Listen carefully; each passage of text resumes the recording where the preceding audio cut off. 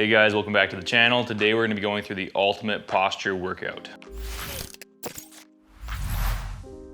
Okay, so today's workout is going to be split into 4 phases. It's going to be the Inhibit Phase, the Lengthen Phase, the Activate Phase, and the Integrate Phase. In our modern society, we have a lot of people working desk-based jobs, and this can lead to tightness in the pectorals, the lats, and overall cause us to have a slightly rounded position in our posture. I've definitely gone over this before on the channel, so if you want to check out some other videos on upper cross syndrome or on posture, please click up here. If you do this workout on a regular basis, your posture will improve, you'll start to feel better, you'll have less pain, and I guarantee you'll start to stand up a little straighter and you'll feel better on a day-to-day basis. So joining me today is gonna be my client, Curran. He's actually one of my in-person personal training clients. He does work an office job and he's gonna be assisting me today to help show you guys this workout. Okay, so first we're gonna start with the Inhibit Phase. This basically means we're loosening up the fascia and we're decreasing our pain level before getting into the workout. So we're actually gonna start with a foam roll of the upper back. So what I'm gonna have him do here is I'm gonna have him on his upper back. He's gonna give himself a little bit of a hug, and I want him to foam roll from the top of the shoulders, basically where the traps are, down to the base of where the ribs start. So not onto the lower back, but between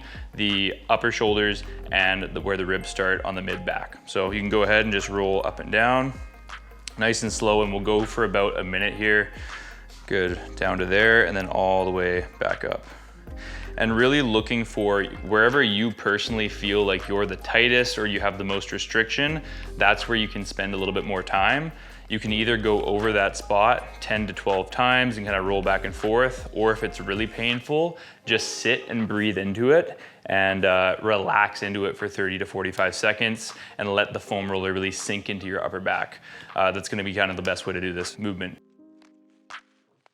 So next part here, I'm actually gonna have him roll over onto one side and extend the arm overhead. So you can go ahead and just extend one arm overhead. And we're gonna hit the lat directly now. Kind of the upper back roll is more global, this is more targeted. So I wanna be on the lat. I wanna start right under the armpit. Now I wanna roll up and down, kind of looking for the tightest spot in the lat. And once you find some spots that are really tight, you can either A, sink into it for 30 to 45 seconds, or we can then roll back and forward over that spot and really try to dig into the lat here and release it. Any pain, any tightness? Yeah. Yeah, a lot of pain. This is gonna be very painful for most people because the lats are one of the main restrictors of overhead movement and shoulder position, along with the pectorals. So if it's very painful, don't worry, that's normal, but don't go over a 6 or a 7 out of 10 on the pain scale. You don't wanna cause too much pain. More pain doesn't necessarily mean more benefit. You wanna stay within that 6 to 7 out of 10 range if you can. Okay, so we're doing this side now, arm overhead. Once again, we're kind of leaning back slightly so we can target the lat a little bit better. We're starting at the armpit and we're moving our way down towards where the ribs start once again. Same thing as with the upper back roll. Like I said before, once you find that spot that's really tight, a little bit of roll back and forth on the tight spot that's really, really painful. 6 out of 10 on the pain scale is what we're looking for there. So we'll do this for another 30 seconds to a minute before we move on to the next movement.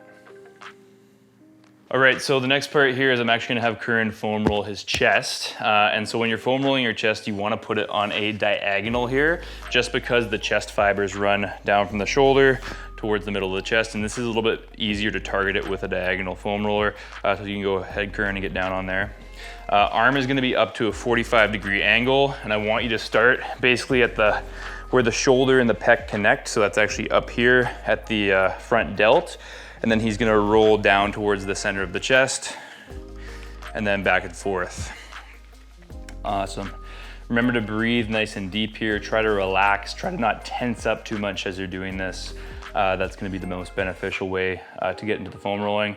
Once again, don't try to go for a 10 out of 10 pain, try to go for a 6 or a 7. Too much pain can actually cause you to tighten up too much and then you're not relaxing. So about 30 to 45 seconds, maybe a minute on each side is gonna be good here. And then once we've done that, we're gonna move on to the next step, which is actually gonna be using the lacrosse ball to release our upper trap and our levator scapulae. All right, so as I just said, the next part, we're gonna need a lacrosse ball and we're gonna be releasing our upper trap and our levator scapulae. So actually, I'm gonna have you turn around here, Curran. So what we're really looking to do here is we're gonna release the upper trapezius, which is this guy right here, and also our levator scapulae, which sits kind of just on the ridge of the shoulder blade here. So I'm gonna have him on the wall. He's gonna roll back and forth with the ball this way. He's then gonna have the ball here and kind of go up and down on the ridge of that shoulder. I actually like to go all the way up and down the shoulder blade as well for a little added bonus, just because there's some musculature down there that gets tight and is good to release. He's just gonna roll back and forth on that trap, putting ample pressure. Like I said, not too much pressure. We wanna still be able to relax into this as we do it. And he's just gonna breathe nice and deep and trying to sink into that trap there. For most people, this is gonna be pretty painful because the traps tend to get really tight. We also carry a lot of stress, a lot of tension in our traps. So be mindful of the pain here and do about a minute on each side before you move on to the ridge of the shoulder blade and levator scapula. So now he's on the ridge of the shoulder blade. He's doing more of the levator scapulae and some of those subscapular muscles. So he's just going up and down along the ridge of the shoulder blade and along the edge of the shoulder blade as well. This is gonna feel pretty good, but like I said before, there is a lot of tight musculature that's generally underneath there that we wanna loosen up and massage out. Which brings us on to phase 2, which is gonna be the lengthen phase. And this is gonna be where we're doing a little bit of mobility and stretching. So what I'm gonna have them start off with here is actually a cat-cow. So this is a traditional yoga movement, but it's really good to open up your upper back as well as get some good spinal movement in. So I'm first gonna have him take a deep breath in, drop his belly to the floor, big look up. And then he's gonna exhale, drive his belly button towards his spine, really open up the shoulder blades, create that nice rainbow shape with his back. And then once again, create that nice bowl shape with his back. We're gonna do about 30 seconds to a minute here, whatever feels good. And we're really trying to open up our thoracic spine and get some nice movement throughout the entire spine. So, and it's nice to pair your breathing with this as well. That's gonna help to actually facilitate a deeper stretch and a better release. So try to pair the big breath in with the upward look and then the big breath out when you're looking down and driving your belly button up. This is one as well where I've never really met somebody that didn't like how this felt. It feels pretty damn good for everybody. So guaranteed you're gonna love this one. All right, so next part of the lengthen phase is gonna be a child's pose, but we're gonna add a lat stretch to it. So I'm actually gonna have him go into a child's pose here. So he's gonna sink his hips back, he's gonna reach his arms long, and then I actually am gonna get him to walk his hands over. So you can walk your right hand over to the left-hand side until he gets a nice deep stretch all the way through the side of the body, especially feeling it in that lat. So that same lat that we rolled earlier and we inhibited, we now wanna stretch out and lengthen. So he's just gonna sit nice and deep into this. I just want him to hold it for around 45 seconds to a minute. So he gets a nice deep stretch through the entire side body, through the lat. There's even gonna be a bit of a stretch through the lower back, the obliques, you know, the arms, the shoulders. This is really a great full side body stretch. 45 seconds to a minute, it's gonna be perfect to hold that. All right, and I'm just gonna have you walk over to the other side now. So slowly walk over to the other side. We're gonna get a deep stretch on the opposite side of the body now. Awesome, and that's good. So really opening up this whole side of the body, especially stretching through that lat, the back of the shoulder. And like I said, this is gonna feel really good and be a great release, especially after we foam rolled the lat earlier at the beginning of the workout. Awesome, so the last and final piece of the lengthen phase is actually gonna be a pectoral stretch. So we foam rolled the pec earlier. We're now gonna stretch that out. So I'm actually gonna have him up on the wall here. He's just gonna put his arm up at a 90-degree angle, and I want you just slightly above shoulder height. That's gonna be better to release and stretch out the pec minor. And then I want you to square your chest up forward and then slightly walk forward past the wall until you feel that pectoral stretch. And once you feel it, like I said, like a 6 out of 10, then you can stop there, deep breathing, and we're just gonna hold that for around 45 seconds to a minute, and then we'll obviously switch sides. So yeah, keep breathing nice and deep here. And with this, guys, as well, you can always play around with the height of your hand because sometimes, you know, one position you might not feel a very deep stretch. You might go up a little bit and it might intensify the stretch. I find that usually, though, just above shoulder height is going to be the best angle to get into the pec minor, which tends to be usually the tightest part for most people, especially desk workers. So just above that shoulder height. Forward, you don't want to really lean away. I try to walk forward, keep squared up. That's going to give you the best result with the stretch. Perfect. I would just go a little bit higher. Yeah, right there. Good. Staying squared up, stretching out the pectoral. So yeah, that looks great. We also want to make sure that with the shoulder that we're not elevating the shoulder, right? We don't want to be shrugging up and then doing this. I always want to pull my shoulder back and down into that stretch so it's in a more natural position, because once again, you're going to get a better stretch through the pec, and if you're not in that position, you could actually be stretching something out in the shoulder.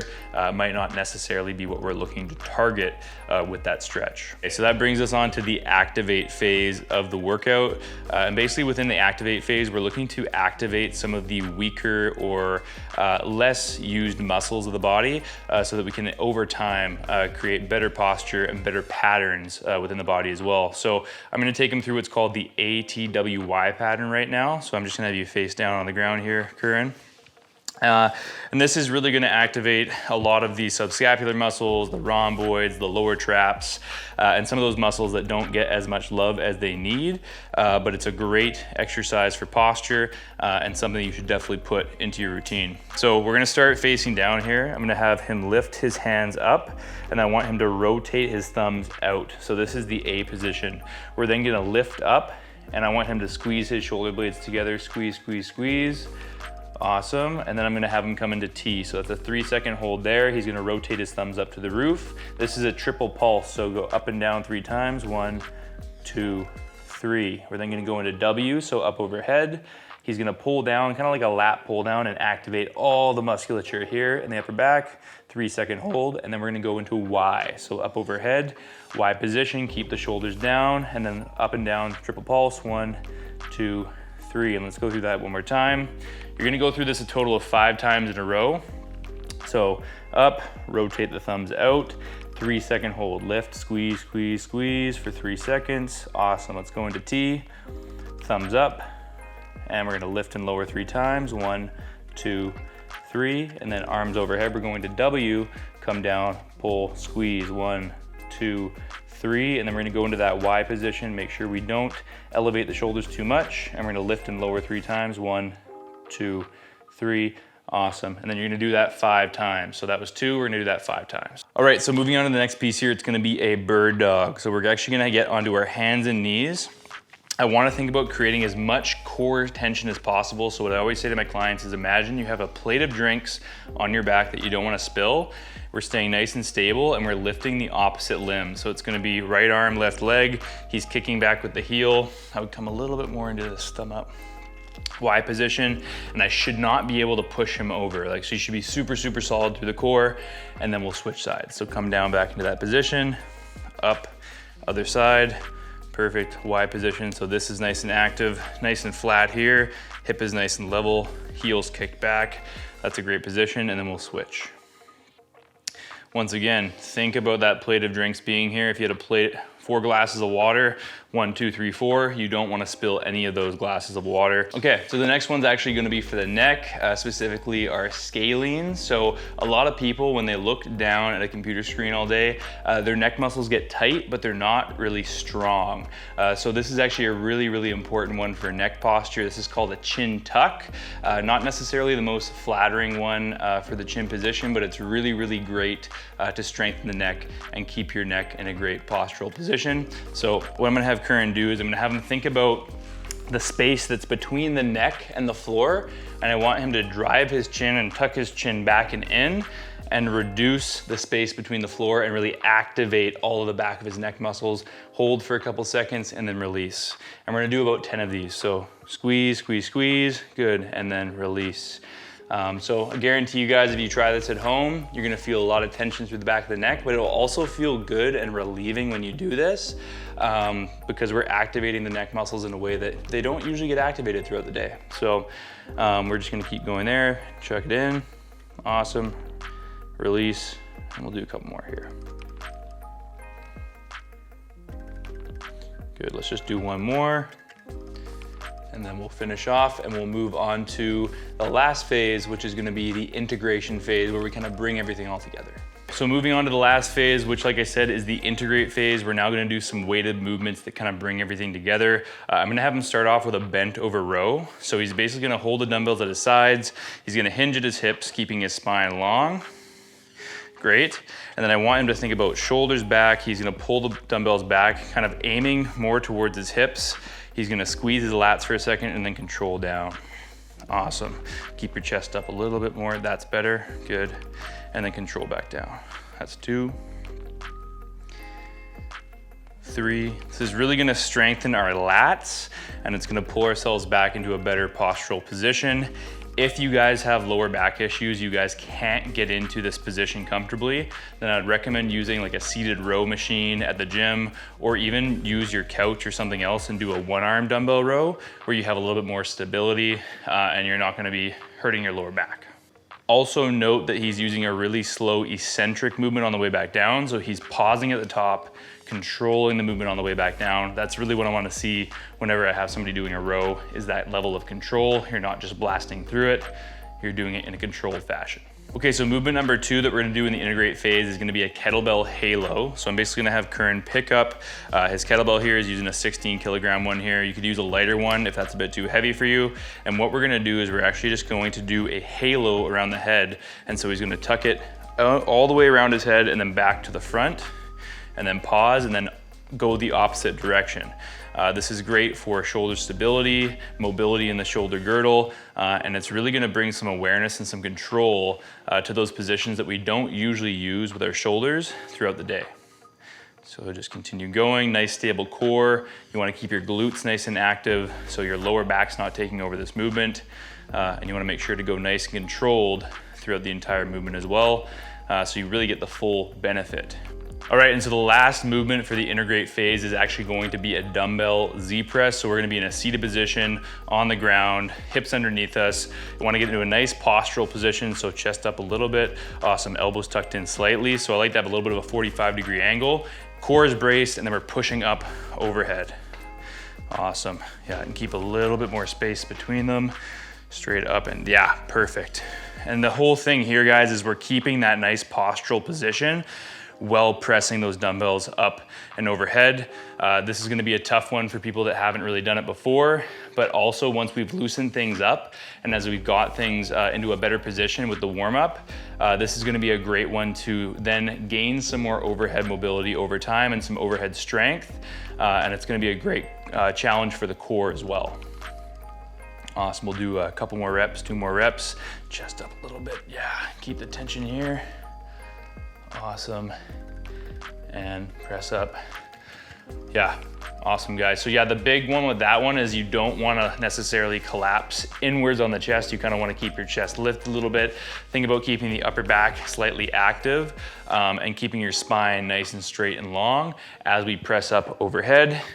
If you can't get into that position, you feel like it's a little bit limiting for yourself, you could switch that out for something that's a little bit more angled, like say like an incline dumbbell bench press. It's still gonna strengthen your shoulders, but it's a little bit more safe for the shoulders in the beginning. You're not necessarily going to cause an injury doing that. All right, guys, so that's the entire posture workout. I hope you got a ton of value out of the video. I know we definitely had a great time making it, and a huge thank you and shout out to my friend Curran for being my lucky participant today. I know he really enjoyed it, maybe not so much, but so what I would highly recommend though is for the first phase, the foam rolling, just do that once through. The stretching, do that once through. When you get to that activation phase, I like to do that phase twice to really make sure that we're nice and active before going into the workout. And then in that last phase, the integration phase, you can do that 3 rounds. And I want you to do 10 reps of each exercise for that last round. And everything is gonna be in the description as well. So if you're looking for like, hey, I wanna go back, I don't know how many of each thing to do,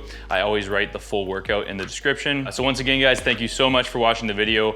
Please stay tuned and subscribe to the channel because I'm gonna be releasing a ton more content just like this. If you did get value out of the video, please like and comment on the video as it really helps my channel to grow. And remember to share this with somebody that might also really benefit from watching this video. Until next time, I'll see you in the next one. Peace.